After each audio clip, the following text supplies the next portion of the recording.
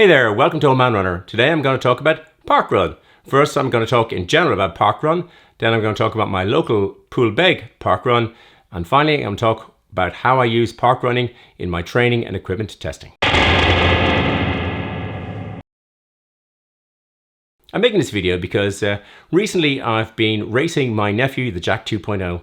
I've been vainly trying to beat him by sort of comparing our performances in an age-related way. It's the only straw I get to clutch at. He beats me over every distance. So I put this in one of the videos, and then my Strava friend Eamon contacted me and said, why don't I come along and do a local parkrun, because all results are age graded. So I said yes, and I'm very happy I did. Parkrun started in 2004 in Bushy Park in Teddington in London, a very nice part of the world. It's now in 23 countries and there's 101 locations in Ireland. It's a 5k run, about 3 miles on a Saturday morning, and in some places there's a 2k junior run on Sunday. It's free and all the times are recorded. You simply go onto the local Parkrun website, you put in some details, you download a barcode that you can print or save to your phone, you turn up and you run. It's that simple. I made some videos at a recent Poolbeg run, some videos of the start procedure and then my friend Liam finishing. You turn up, it starts at 9:30 where we are, there's a briefing, people are welcomed, you're told about the course. If you're new, there's shout outs if you're doing a particular anniversary, if you're from a different part of Ireland or a different part of the world, then there's shout outs. And it's really good, nice atmosphere, and then some sort of noise is made, I can't remember what it is, and off you go. And then 5 kilometers later, you cross the line, you're given a token, you move forward, that token is then scanned with your barcode, and later in the day you get a text with your result, your time, your position, and there's more details on the Parkrun website.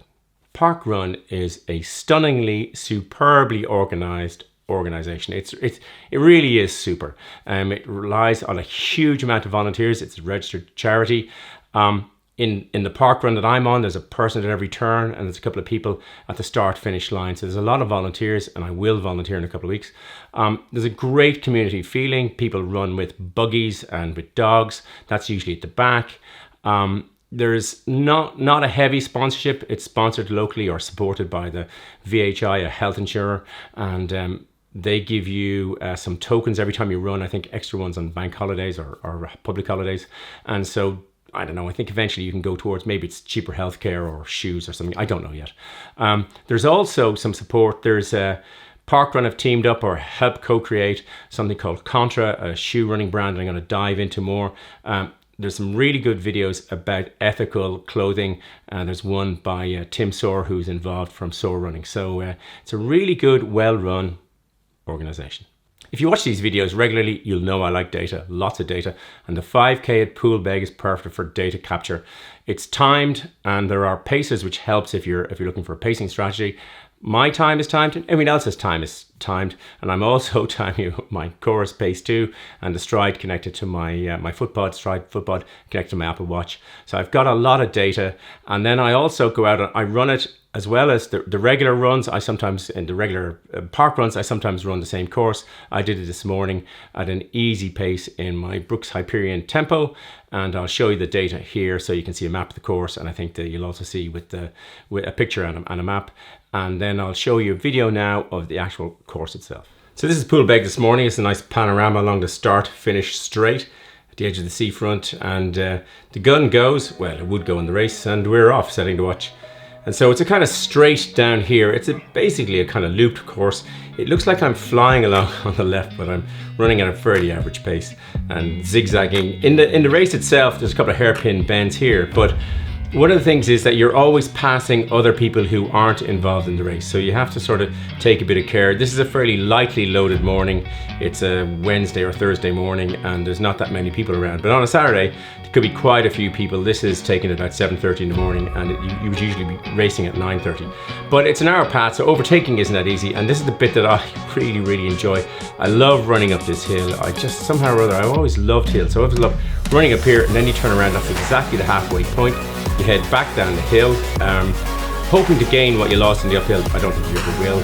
And then you run along this beautiful edge of the coast, and then again there's a sharp sort of 90-degree bend here going left. You can see markers down on the ground. We passed the finish line there, but you'll see markers and arrows, and we're running along. And then again, this is the last loop back along. This is where James Joyce wrote about Nausicaa, as I've mentioned in other blogs. And then back around here, again, the hairpin. There are people posted at each of the hairpins, so you can't really go wrong.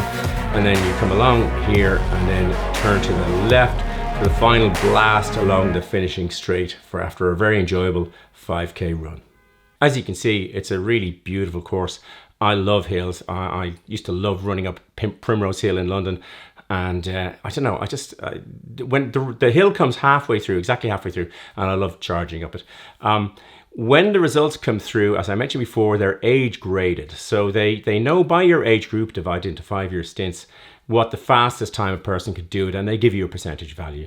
The highest value someone has achieved in Ireland is 97.33%, and the highest in Poolbeg is 88.69%. So pretty close to perfect there. There's a hill on this course, and so that might mean that Poolbeg is a bit slower. There's a couple of 90-degree bends and there's a couple of sharp bends.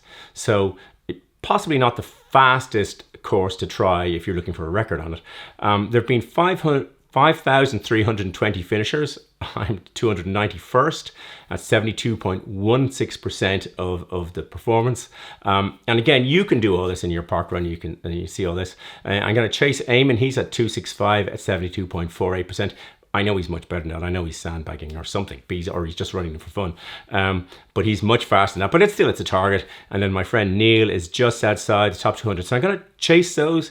And because they're all done in 5-year age categories at 59 years and 2 months and counting, it'll clock over in March of next year. And then maybe I'll get a sudden artificial boost. I did say I was clutching at straws. I obviously test shoes and equipment, and testing all the data, and I can then compare cadence going up the hill and down the hill and vertical oscillation, all these things I'm still to make further videos on.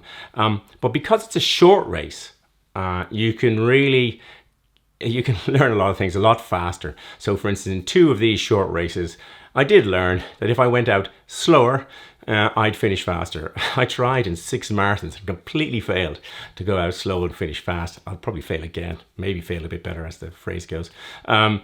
But this particular 2 ones I did were within a second of each other, which looks like I ran at the same speed each time. I didn't, because the pacing strategy, the first time I was way behind when the gun went off, and it took me quite a few seconds to cross, and I was in my Takumi Sen 8s. Here we are. And the second one, I was in the Streak Fly, and the Takumi Sen 8s, I was faster by a second, but in reality, it was a few seconds before I crossed the line. And then in the Takumi Sen 8, it was before I ran the Zurich Marathon. The Streak Fly was afterwards, a couple of weeks afterwards, and so that might have a different performance thing. And then, but also I had a slight strain on my glute, and it was windy, etc., etc., etc. So you can't. When I'm trying to do my 1 kilometer gut busters, I deliberately do them a day apart so that I'm as close to my own performance as possible, etc., etc. But you still get a really good idea, and because there's lots of bends and hills and different surfaces, you get a lot of rich data to compare shoes. Should you do a parkrun? Well, absolutely, it's fantastic. I mean, I really am very grateful to Eamon for suggesting I come along. There's a great sense of community. It's timed, but there's no pressure. There's no feeling of pressure. There's just feeling of people going out and running for fun. Some people are getting back into running. Some people are going like the clappers. There was a guy, I was on the front row last time I did it. Not a good idea for me, but I was on the front row. Anyway, there I was, and the guy beside me was wearing flippers. Yes, the things you swim in. And he was wearing flippers. It was his stag party or bachelor party. And he was wearing these flippers that were, they were about that long. They weren't super long things, but they were long. And he was carrying a pair of vapor flies. And then when I got around the first bend, a couple of 100 yards in, he was there changing out of the flippers into the vapor flies. So he was clearly faster than me, even though I went out too fast in the streak flies. He was faster than me in his flippers. So needless to say, when he put on his vapor flies, he flew. But it's that kind of thing. There's a really nice vibe to it. And if you're visiting Dublin, or I'm going to do it when I visit other parts of the world, but if you're visiting Dublin and you want to do something and meet someone, maybe you don't know anybody, it's not hard to meet people in Dublin, I suppose, but this is a great way to start. People that have got something in common, and they all go to coffee afterwards, and not everybody, but some people go for coffee afterwards, and you'll find friends really fast, and it's incredible fun. And for me, it's great for all the testing and the equipment.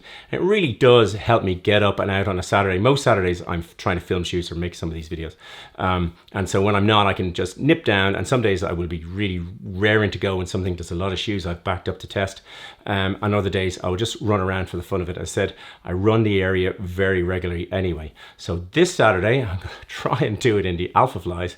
If I can get the Jack 2.0 out of bed this Saturday, and when we're off to do park running together. I hope you enjoyed the video and found it useful. If you did, it'd be great if you'd hit the like button. As always, there'll be lots of stuff in the descriptions below, and I'll happily answer any questions that you pop into the comments. There'll be a big blue subscribe button popping up there, and some related videos there. Thanks for watching. Until the next video, just keep park running along.